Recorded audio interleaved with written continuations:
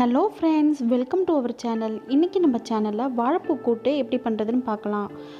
நான் வாழைப்பூவை எப்படி க்ளீன் பண்ணுறதுன்னு ஃபஸ்ட்டு காட்டுறேன். இதில் இந்த காம்பு மாதிரி இருக்கிறதையும் கீழே தோல் மாதிரி இருக்கிறதையும் நம்ம எடுத்துடணும். இதுதான் மெயின். இப்படி க்ளீன் பண்ணி நீங்கள் எல்லா பூவும் எடுத்துக்கோங்க. இப்போ இதுக்கு தேவையான ஐட்டம்ஸ், நான் வாழைப்பூவை க்ளீன் பண்ணிவிட்டு சின்ன சின்னதாக கட் பண்ணி மோரில் போட்டு வச்சுருக்கேன். நம்ம இந்த மாதிரி மோரில் போடும்போது அதோடய துவர்ப்பை அதை எடுத்துரும். அப்புறம் கடலைப்பருப்பை ஊற வச்சு எடுத்து வச்சுருக்கேன். தேவையான அளவுக்கு வெங்காயம், தக்காளி, அப்புறம் இங்கே கொஞ்சம் மஞ்சத்தூள், மிளகாய்த்தூள், உப்பு, பூண்டு, பச்சை மிளகாய் எடுத்து வச்சுருக்கேன். இப்போ இதை எப்படி பண்ணுறதுன்னு பார்க்கலாம். இப்போ ஆல்ரெடி நான் மோரில் கட் பண்ணி வச்சுருக்கேன். இப்போ இதை நார்மல் தண்ணியில் நம்ம வாஷ் பண்ணிடலாம்.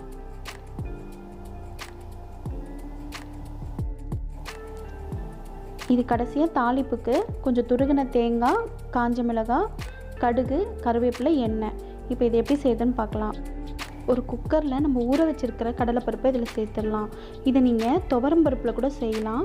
நான் இன்றைக்கி கடலைப்பருப்பு எடுத்திருக்கேன். இது 50 கிராம் கடலைப்பருப்பு. பூவுக்கு ஏற்ற மாதிரி எடுத்துக்கலாம். இப்போ இதில் வெங்காயம், தக்காளி எல்லாத்தையுமே ஒன்றா சேர்த்து நம்ம வேக வைக்க போகிறோம்.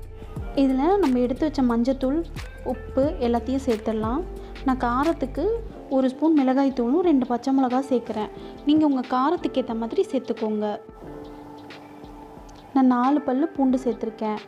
இப்போ க்ளீன் பண்ண பூவையும் இதில் சேர்த்துட்டு நம்ம தேவையான அளவுக்கு தண்ணி ஊற்றி வேக வச்சிடலாம்.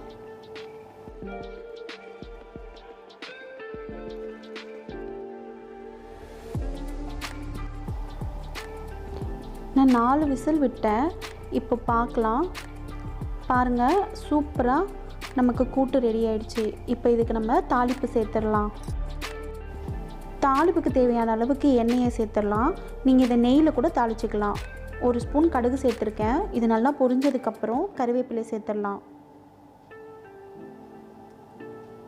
கருவேப்பிலை பொரிஞ்சதுக்கப்புறம் காஞ்ச மிளகாவை சேர்த்துட்டு நம்ம இப்போது துருவின தேங்காவை இதில் சேர்த்துக்கலாம். தேங்காய் சேர்த்துட்டு நீங்கள் ரொம்ப நேரம் இதை வதக்காதீங்க. அப்புறம் தேங்காய் சீக்கிரமாக கரிஞ்சிரும். இப்போ இந்த தாளிப்பை நம்ம கூட்டில் சேர்த்துட்டு ஒரு கொதி வர வரைக்கும் விட்டுட்டு இறக்கிடலாம். நமக்கு கூட்டு ரெடி ஆயிரும். இந்த ரெசிபி உங்களுக்கு பிடிச்சிருந்தா லைக், ஷேர் அண்ட் கமெண்ட் பண்ணுங்கள். மறக்காமல் நம்ம சேனல் தமிழ் குக்ஸ் வித் கீத்துக்கு சப்ஸ்கிரைப் பண்ணிவிட்டு பக்கத்தில் இருக்கிற பெல் ஐக்கானை கிளிக் பண்ணிக்கோங்க. அப்போ நான் போடுற எல்லா வீடியோஸும் உங்களுக்கு மிஸ் ஆகாமல் நோட்டிஃபிகேஷனில் வரும். தேங்க்ஸ் ஃபார் வாட்சிங்.